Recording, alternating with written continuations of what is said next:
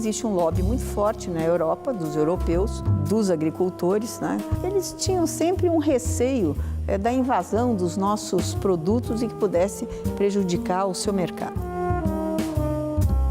O acordo ele foi assinado em 2019, mas até agora não saiu do papel.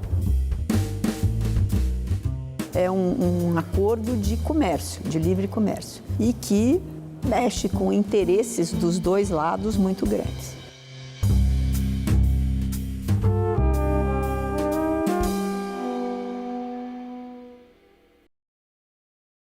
Seja bem-vinda, senadora Tereza Cristina. É um prazer recebê-la no Salão Nobre. Muito obrigado, Renato. O prazer é todo meu. Senadora, a senhora, como ministra do governo Bolsonaro, esteve à frente das negociações do acordo de livre comércio entre Mercosul e União Europeia.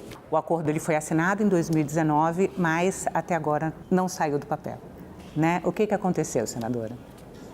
Primeiro, eu participei da finalização desse acordo que durou 20 anos. Àquela altura, em 2019, eram 20 anos de negociações, porque envolve o bloco todo, o Mercosul, não só o Brasil, né? Argentina, Brasil, Uruguai e Paraguai. E nós tínhamos, os assuntos são os mais diversos, porque um acordo de comércio, de livre comércio, e que mexe com interesses dos dois lados muito grandes. A agricultura é um ponto muito sensível. Por quê? Porque existe um lobby muito forte na Europa, dos europeus, dos agricultores, né, para que o Brasil, que é tão competitivo, não só o Brasil, a Argentina, o Uruguai, o Paraguai, mas o Brasil como carro-chefe disso, eles tinham sempre um receio da invasão dos nossos produtos e que pudesse prejudicar o seu mercado. Então, a agricultura tinha um peso muito grande na finalização desse acordo. E eu tive aí o privilégio, né, de poder estar lá, participar, e melhoramos algumas coisas. Nós tínhamos cotas que, na minha opinião, foram até tímidas à época, são tímidas ainda para o tamanho da nossa agricultura, do nosso agronegócio, cotas que sem tarifa, né, de frango, por exemplo, que o Brasil já é um dos grandes exportadores de frango para a Europa, da carne bovina, que nós queríamos aumentar a nossa participação com alíquotas menores.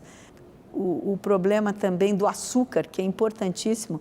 E o açúcar no mundo é um dos produtos que mais dá trabalho, com os Estados Unidos, que não é nesse acordo, mas enfim, o açúcar também era um outro ponto difícil. E para nós... Etanol também, né, senadora?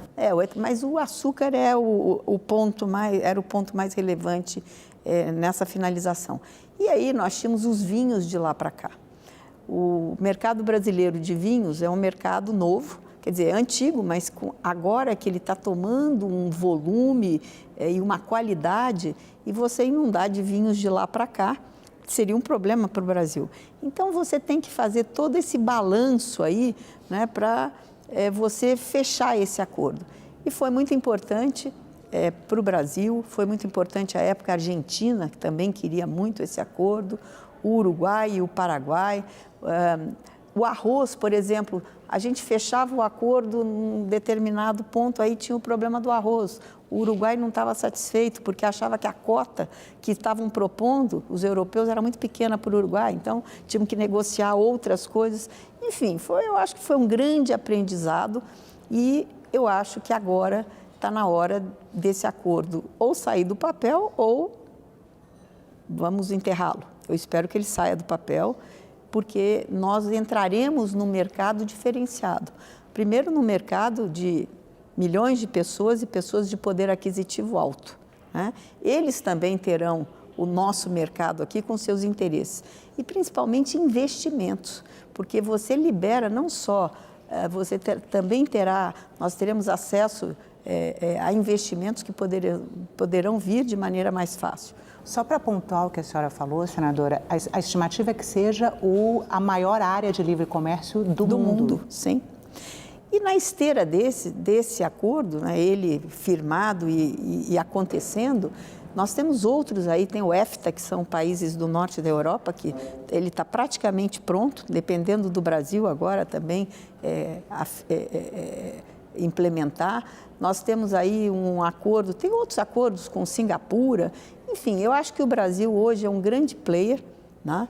E nós temos que partir para esses acordos junto ao Mercosul, que serão muito importantes para a abertura do nosso mercado, para melhorar a nossa qualidade, do que vai para lá, do que vem para cá. Enfim, eu estou animada, tenho um pouco de receio com o que veio agora, porque a gente tem alguns países que a gente sempre soube que eram países resistentes a esse acordo. Tanto é que ele durou 20 anos. Né? Alguns setores de países, né? Como a agricultura francesa, irlandesa. Exatamente. A Irlanda, porque vê o Brasil como um grande concorrente na área de carnes. A Irlanda é que fornece a carne para a Europa. Enfim, então você tem alguns países que não veem esse acordo com bons olhos. Mas hoje eu tive uma boa notícia, porque estivemos no Itamaraty. Eu estou estreando como senadora, né, de primeiro mandato no Parlasul, no Parlasul e no Parlamento do Mercosul. No Parlamento do Mercosul. E também é um tema que vai ser lá, é um tema central para essa comissão. E hoje nós tivemos com o chanceler, Mauro Vieira, e eu fiz algumas perguntas a ele e senti uma animação grande por parte do Itamaraty na conclusão e implementação desse acordo, com exceção da tal da side letter, né, que veio depois, que foi... Vamos contextualizar? A senhora pode dar esse contexto? Sim. Porque em março agora a União Europeia acrescentou exigências adicionais que não estavam previstas no acordo assinado em 2019, não é isso? A senhora pode explicar que exigências são essas, em que contexto que isso acontece? Já no acordo já existe um capítulo sobre meio ambiente, mas agora a Europa, em março, manda uma adicionalidade, que é a nova política deles de desmatamento, né, que pode, além de prejudicar os nossos produtos, ainda trazer sanções. Então, essa side letter, como é dito, é uma carta à parte, né, ela é inadmissível depois do acordo firmado. Eu tenho visto o presidente Lula falando que acha inadmissível, mas hoje eu vi com animação, eu tinha uma dúvida se da nossa parte discutir compras governamentais, que é um dos assuntos que o Brasil também quer rever, né? E a side letter pelo lado europeu, eu tinha uma dúvida se isso não ia empacar de novo esse acordo e que ele ficaria na gaveta aí mais outros anos. Tive a sensação do entusiasmo dos negociadores deste governo, né, com os europeus, e agora vamos aguardar. E hoje está tendo uma reunião de negociadores dos europeus junto com os negociadores do bloco do Mercosul, sobre o acordo e sobre essa implementação, sobre rever esse assunto das compras governamentais, enfim. Vamos esperar que a gente tenha boas notícias aí para a próxima semana. A senhora abriu duas frentes aí, que é a questão da legislação ambiental da União Europeia, né? A expectativa de que a União Europeia não consuma produtos oriundos de áreas de desmatamento. E a outra frente que a senhora abriu foi compras governamentais. Vamos falar um pouquinho primeiro sobre essa legislação europeia, né? Como é que a senhora avalia? Sobre o meio ambiente? Isso, a exigência de que... Acho que é uma exigência descabida, porque isso é eu ditar regras na legislação dos europeus.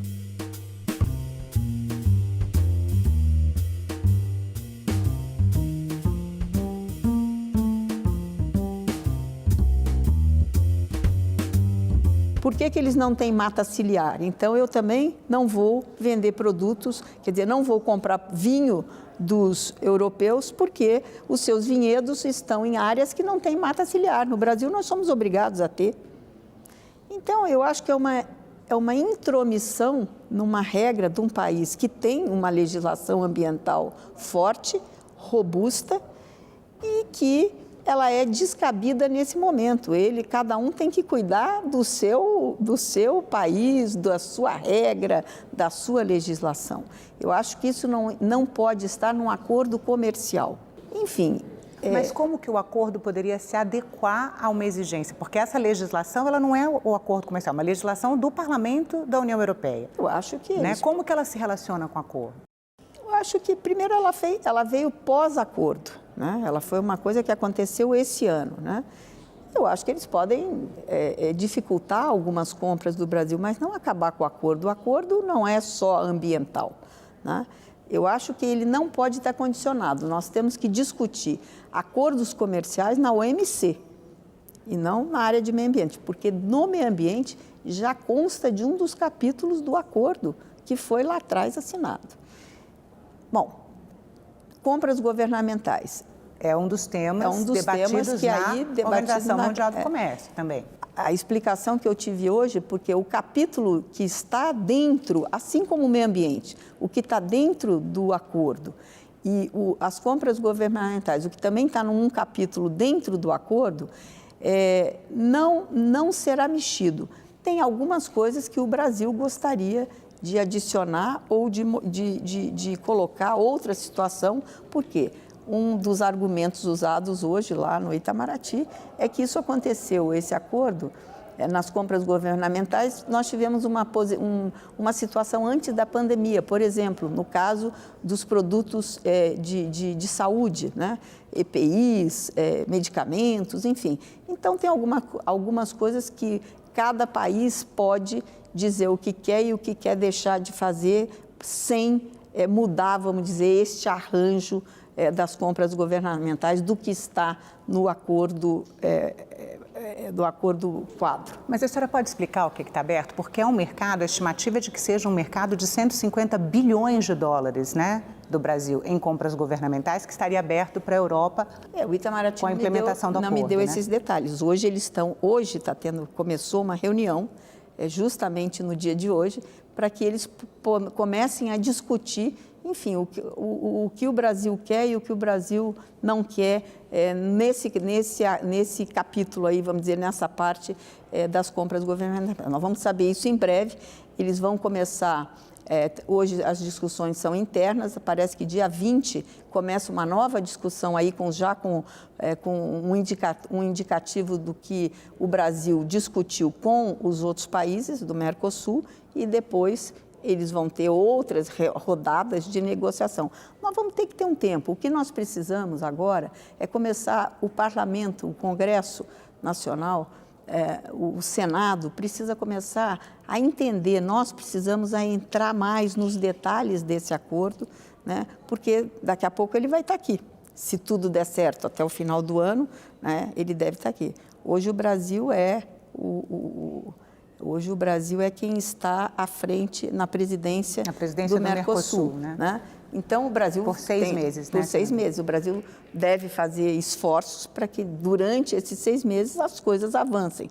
Não sei se avançarão a ponto de se fechar realmente, de se implementar, mas nós precisamos começar a debater. Então nós já pedimos ao presidente Rodrigo Pacheco uma sessão especial de debates na casa e ele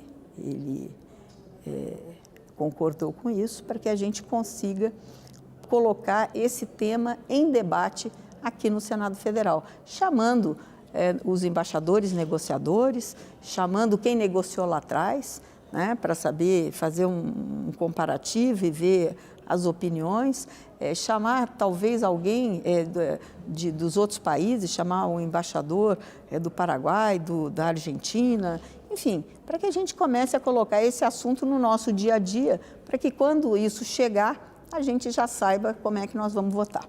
Senadora, o presidente Lula, ele tem declarado que compras governamentais são um instrumento de política industrial. Sim. Como é que a senhora avalia a questão?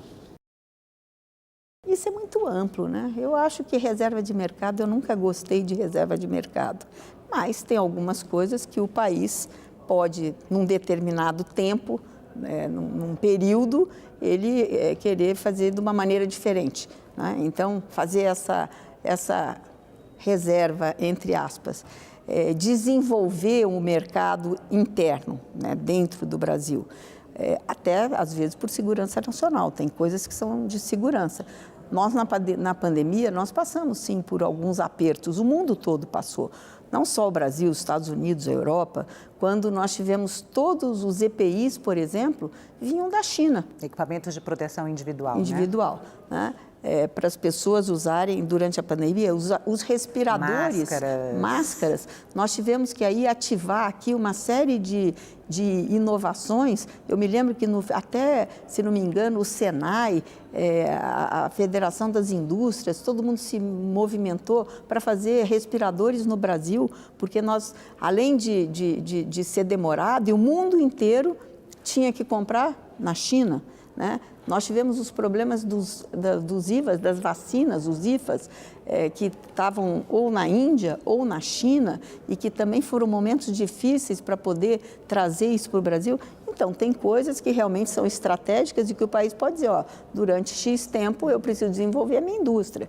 Então, eu não sei ainda onde é que está a pedra de toque aí nessas compras governamentais, mas é realmente o que a gente tem ouvido falar que o governo quer fazer.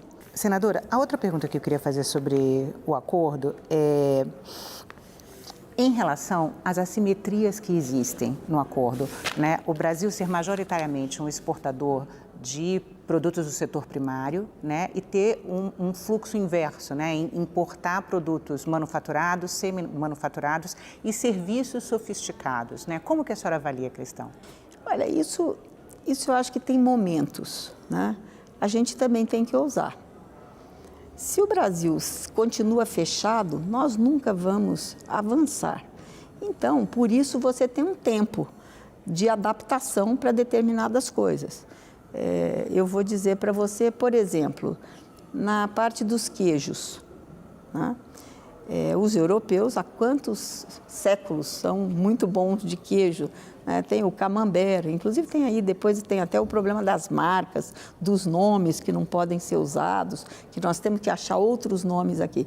Então, isso tem um período de adaptação, né? Tem o famoso phase-out, que tem produtos que você vai levar 5 anos, 10 anos, 7 anos, aí depende dos mais variados setores. Por isso que é um acordo tão complexo, porque ele mexe nos mais variados setores da nossa economia. Mas eu acho que é subir a régua do comércio brasileiro.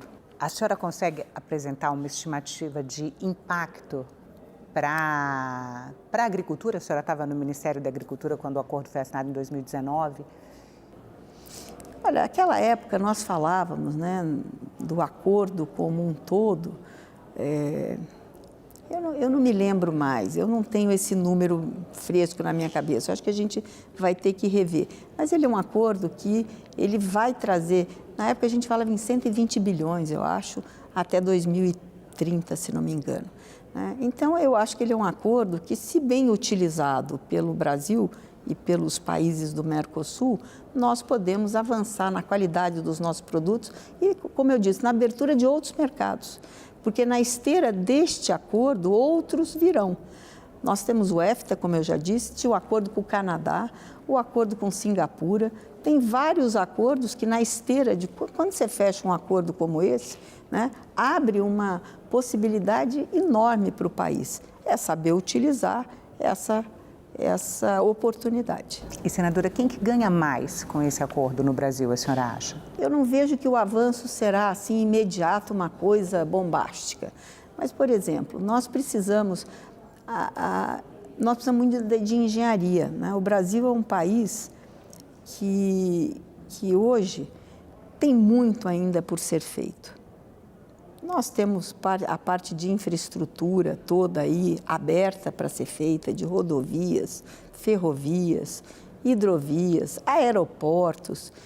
Então, eu acho que é uma troca.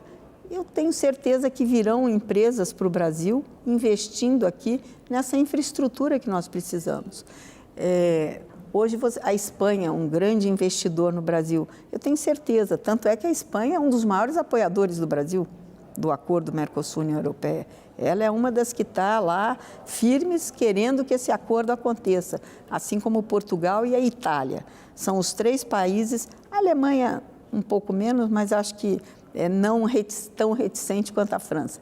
Mas esses países veem no Brasil uma grande oportunidade. né? Eu acho que todas as vezes que o Brasil ficou fechado, nós só perdemos. Essa é a minha visão. Então, essa abertura, se ela for feita com responsabilidade, e o mercado se adapta muito rápido. O mercado, ele se adapta. Você quer ver uma coisa que sempre me chamou muita atenção? Embalagens, né? Eu acho que no Brasil nós ainda somos, as nossas embalagens, a gente vê coisas lá fora que às vezes aqui a gente não vê. Nós vamos ter que nos sofisticar mais, né? Então, eu acho que tem muitos pontos aí que nós podemos ganhar e nós podemos evoluir. O Brasil é o terceiro maior produtor de grãos do mundo. E a senhora estava falando agora da vinda de empresas europeias, que existe toda uma parte de infraestrutura que precisa ser construída, né, e uma logística para viabilizar o escoamento exatamente dessa produção. Ainda é um entrave muito grande? A senhora tem esperança de que novas empresas possam viabilizar a melhoria da infraestrutura brasileira? Eu acho que sim. Eu acho que nós andamos muito, mas a gente ainda tem muito a andar. Olha esse ano o exemplo que está acontecendo, está aí na nossa frente. A agricultura brasileira, em termos de volume, não vamos falar de preço aqui hoje, mas volume. Nós produzimos a maior safra dos últimos tempos, recorde dos recordes. Nós achamos que ia ser 312 milhões de toneladas, já há estimativa aí, fechando a safra de 222 milhões de toneladas. Nós não temos armazém para isso tudo. Nós já tínhamos uma defasagem de armazenagem no Brasil enorme. E nós não temos dinheiro para dar crédito para o produtor, para o investidor fazer armazéns. Então, esse é uma das coisas que a gente precisa atrair capital externo. Mas nós temos que ter aí, tem outros pontos, segurança jurídica, mas eu acho que tudo isso faz parte, quando você faz parte de uma economia como a economia europeia, você começa a ganhar também algumas coisas que você começa a melhorar alguns pontos aqui dentro para a gente poder acessar esse mercado que se abre. Então, eu acredito que não só armazém, mas nós temos nas cidades também. Nós precisamos de viaduto em muitos lugares e a gente não tem. A gente precisa de anéis rodoviários em volta de grandes centros que nós temos. Enfim, eu acho que o Brasil ainda é muito carente em infraestrutura. Eu nem sei os vários planos aí que você tem de rodovia, duplicação. Eu acho que o Brasil é um país, eu não vejo outro país no mundo, a não ser a Índia, como o Brasil, que pode atrair tanta coisa de investimentos, porque tem essa necessidade urgente e premente. E se isso acontece, a gente vai dando saltos sobre saltos. Eu não vejo que o Brasil possa ter esses investimentos chegando e alguém fala, poxa, vim para o Brasil olhar e não achei o que fazer. Quem chega no Brasil tem muito que ver, muita coisa para fazer, muitas entregas. O Brasil é ainda uma grande oportunidade para o mundo. Senadora, muito obrigada pela entrevista. Obrigada a você.